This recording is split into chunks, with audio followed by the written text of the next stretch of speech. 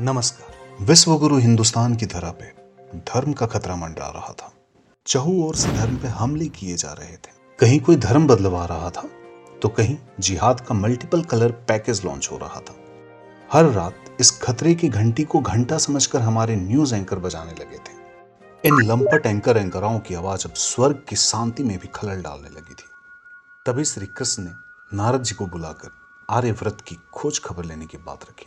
नारद जी ने कहा, जैसी आज्ञा प्रभु। इतना कह नारद जी आर्यव्रत की पावन धरती के सफर पे निकल पड़े।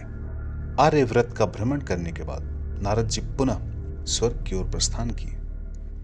उनको अपने सामने देख श्री कृष्ण ने पूछा, मुनिवर आप बड़ी जल्दी लौट आए? नारद जी ने कहा, प्रभु आर्यव्रत में अभी सब चंगा सी है। वहाँ की जानकारी के लिए आपको सिर्फ एक यंत्र की जरूरत है। ये देखिए प्रभु, अब मैं आपको यहीं से सारी खबरें सुनाता हूँ। प्रभु, नीचे तो भयंकर राजनीति के अच्छे दिन चल रहे हैं। All public is rocking, but why I don't understand. Narayan Narayan. ये देखिए प्रभु, ये है डेडिकेटेड कार्यकर्ता। इसके गुण तो बहुत ही अनोखे हैं। अच्छा, क्या गुण है मुनिवर इसके? प्रभु, ये सब्जी में पड़ने वाले तेज पत्ते जैसे होते हैं।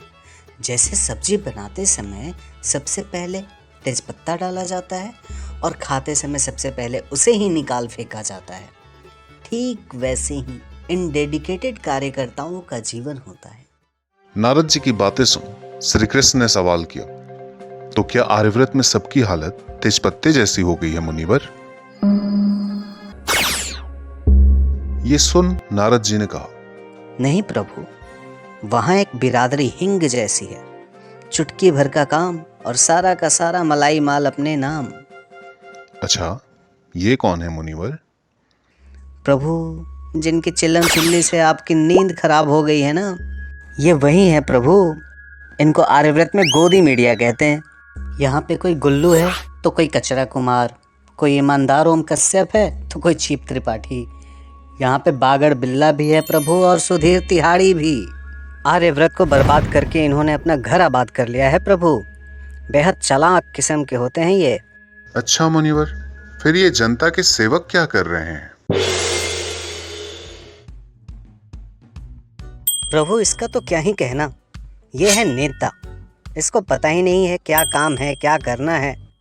जैसे धनिया होता है ना प्रभु, सब हो जाने के बाद ऊपर से आकर सज जाता है, ठीक वैसे ही सब हो जाने के बाद ये नेताजी ऊपर से आकर सज जाते हैं। कोई भी मेडल लाए, नेताजी की वाहवाही। सैनिक जंग जीते, नेताजी की वाहवाही। नौकरी मिली, नेताजी की वाहवाही।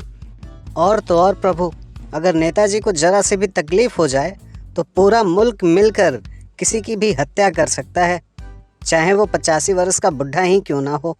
नारद जी की बातें सुन श्री कृष्ण ने कहा, मुनिवर, क्या आर्यव्रत के युवाओं को भी बातें समझ नहीं आ रही हैं? ये नई प्रजाति है प्रभु। इसे समर्थक कहें या ट्रोल, पता नहीं, लेकिन इनका महत्व सबसे ज़्यादा है। इसलिए मैं इनको जनता समझता हूँ।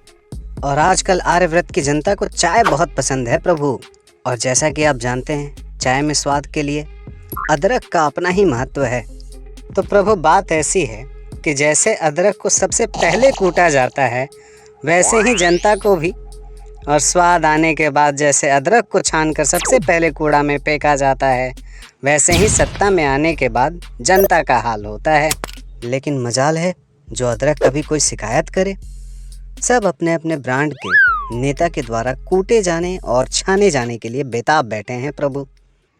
इतना कहते कहते नारद जी थक गए। प्रभु श्री कृष्ण ने कहा, आप थोड़ा विश्राम कर लीजिए मुनिवर। नारद जी की बात में आज इतना ही।